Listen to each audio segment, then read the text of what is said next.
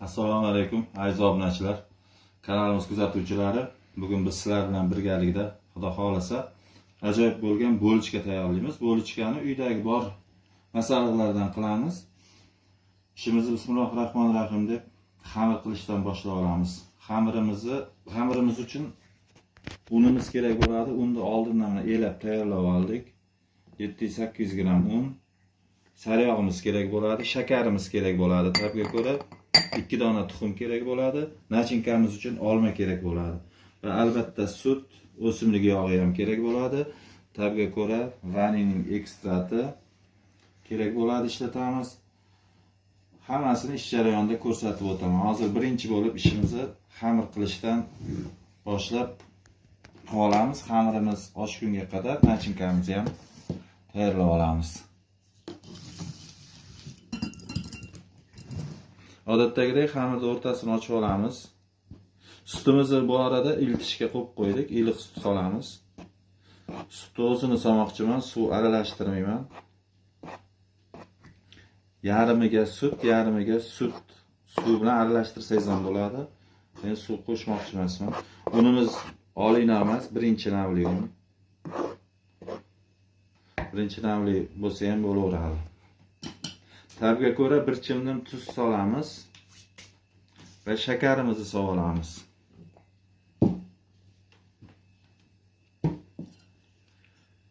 Shakarimizni osh qoshiqda to'lla shuni hozircha 4 ta solib 2 ta, 3 ta, 4 ta. Va 2 dona tuxumimizni chaqib olamiz.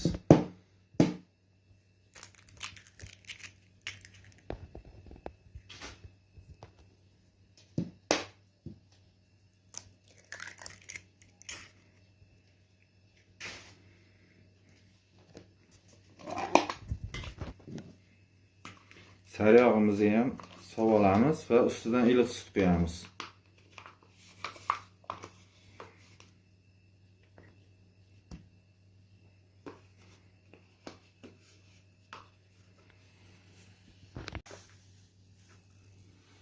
Dro'jamizni ham solamiz. Choy qoshiqda 2 choy qoshiq to'la. Ozgina qoldi. Va iliq sutimizni quyamiz. Bismillahirrohmanirrohim.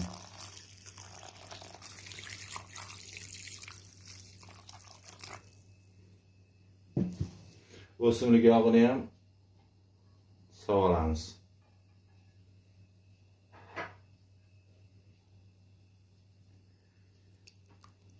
To'rt osh qoshiqda o'simlik yog'i solamiz. Ko'rib turganingizga.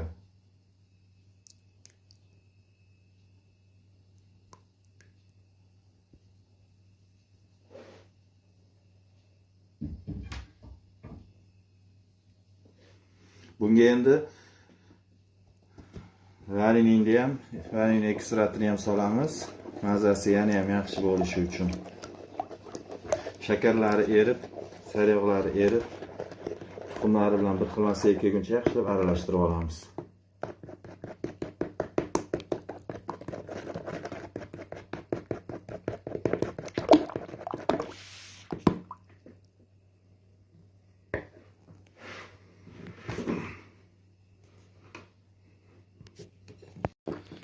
Vanilin ekstratini ham qo'shdik. Buni bir xil masaga kelguncha aralashtirdik. Endi buni oz-ozdan unlarini qo'shib, yumshoqqina xamir qilib olamiz.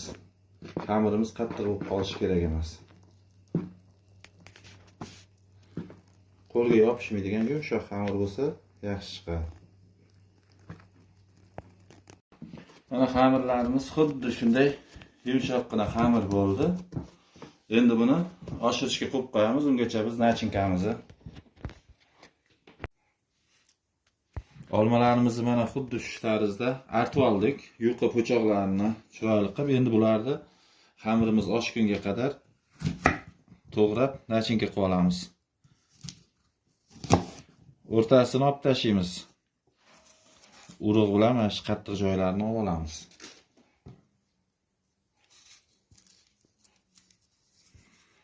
Hamma olmamizni o'sha qattiq joylarini, urug'larini olib tozalab olamiz.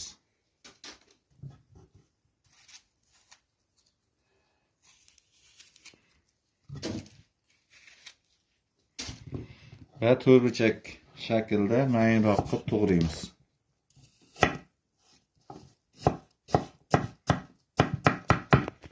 Mana shu tarzda to'g'rab olamiz mayda qilib.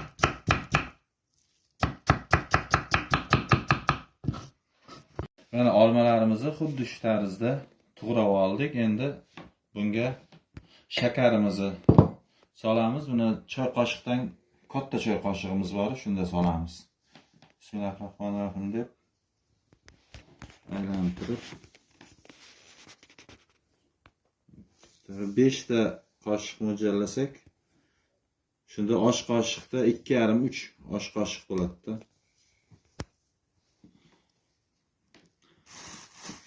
Va maydalangan yer yong'oq bilan osmon yong'og'ida maydalangani. Buni ham qo'shamiz nachinkamiz uchun.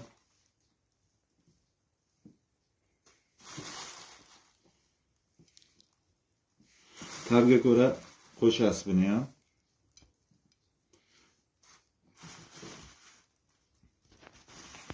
Va kakaomiz.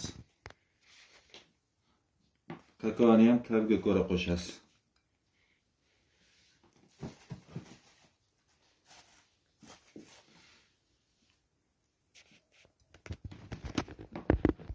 Endi buni astalik bilan aralashtirib olamiz, bir xil massaga kelguncha.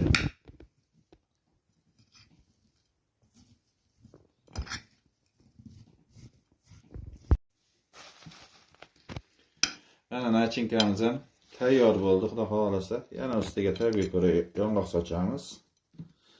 Xamirimiz ham bu orada oshib qoldi ancha. Nachinkalarimizni tugishni boshlaymiz. Bu arada mana xamirimiz ham pishib tayyor bo'ldi, oshdi.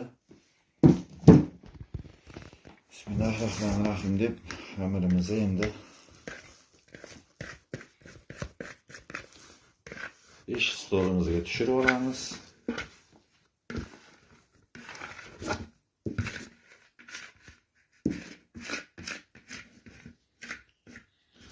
Bulchkalarimizni yasashni boshlaymiz.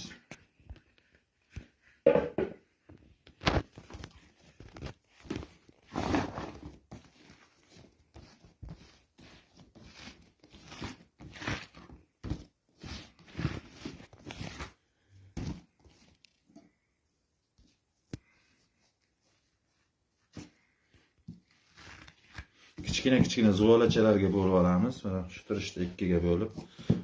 Juda ham chiroyli bo'lib oshgan xamirimiz.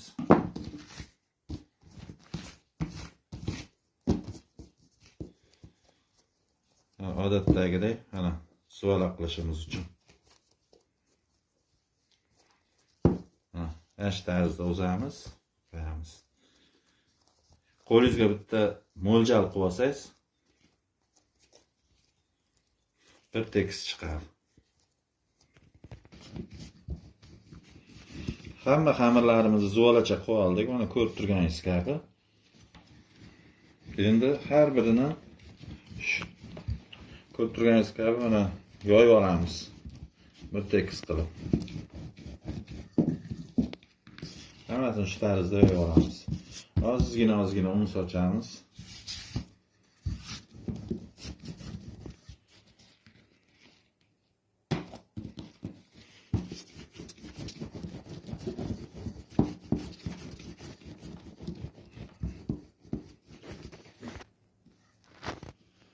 Xamirlarimizni hammasini shu tarzda yoyib olamiz, chiroyli qilib.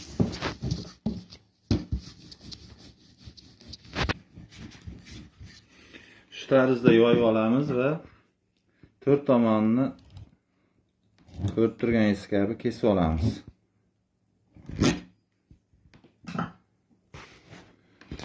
Nachinkamizni solamiz o'rtasiga.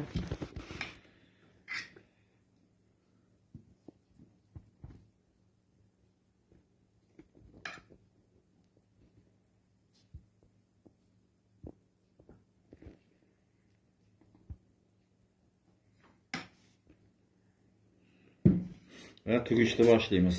Bismillahirrohmanirrohim deb bu chekasini olib kelib teg tomoniga bunday yopishtiramiz. Tepa tomonini ozgina bunday qayirib qo'yamiz. Bunisini olib kelib mana bu tomoniga tegiga o'tkazib olamiz. Buni ham uch tomoni tepasini ochib qo'yamiz ozgina. Endi bu tomonni olib kelamiz, mana bu tomonga qo'yamiz. Bunisini ham olib kelamiz, mana bu tomonga qo'yamiz. Tepasini ozgina ochib qo'yamiz. Bunisini ham xuddi shu. Ustini polni yopguncha va teg tomoniga.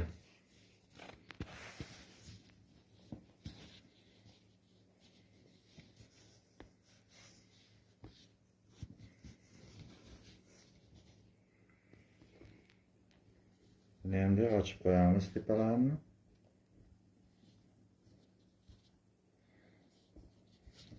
Shu tarzda tigib olamiz hammasini. Bo'lchkalarimizni yasab oldik. Mana endi listimizga oq pergamin qog'ozini yoyib olib, tigib olgan bo'lchkalarimizni joylashtirib chiqamiz. Buni yana dam oltirishga qo'yamiz hali.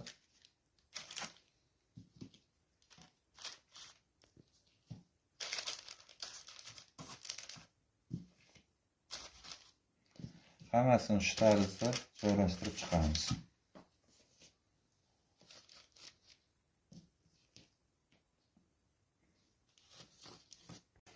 Mana xamirlarimiz tinib tayyor bo'ldi. Endi bitta tuxumni sarig'iga ozgina 2 osh qoshiq sut qo'shib aralashtirib, bo'lchkalarimiz ustiga surib chiqamiz. Tabga ko'ra oq kunjut sochamiz. Xohlasangiz oq kunjut sochmay, pishgandan keyin saxarni pudra qilsangiz bo'ladi.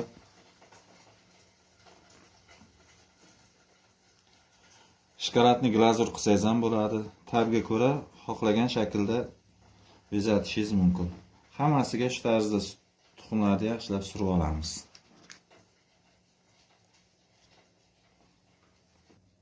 Tuxumlarni mana surib oldik. Endi tabga ko'ra kunjut sochib chiqamiz. Hammasiga kunjut sochib chiqamiz.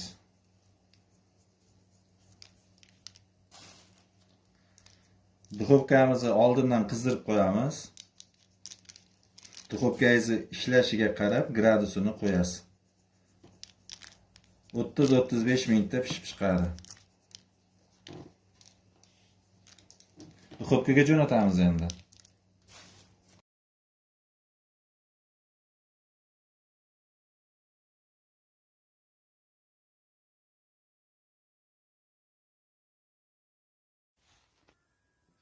Bo'lchkalarimiz mana chiroyli bo'lib pishdi. Xamirlari ham juda ko'p. Mana qarang, qaytib keladi o'ziga. Bemalol mana. Juda ham yumshoq. Hozir buni oralarini ham ko'ramiz. Bismillahirrohmanirrohim deb mana o'rtalarini ham nachinkalari